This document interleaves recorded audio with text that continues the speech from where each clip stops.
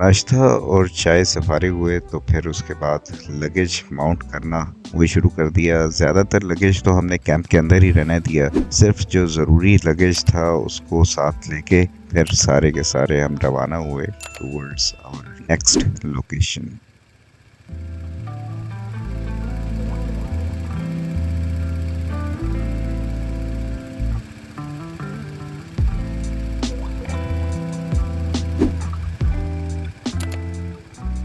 ज़ाहिर देखने में लगेज मेरा ज़्यादा होता है बाइक के ऊपर, लेकिन अच्छी चीज़ जो ये है वो मैंने इसको ऑर्गेनाइज काफ़ी किया हुआ है कि इसको माउंट करना या दोबारा से उतार लेना मेरे लिए ज़्यादा मुश्किल नहीं होता। इसमें ज़्यादा टाइम नहीं लगता, क्योंकि बहुत ज़्यादा चीज़ें अगर आपकी हों और उसकी हैंडलिंग भी डिफ़िकल्ट हो तो फिर वो बड़ा टाइम कंज्यूमिंग और हेक्टिक हो जाता है। लेकिन ये मेरे लिए आसान है कि मैंने हर चीज़ का एक सिस्टम बनाया हुआ है और वो बआसानी कनेक्ट हो जाता है और डिस्कनेक्ट हो जाता है।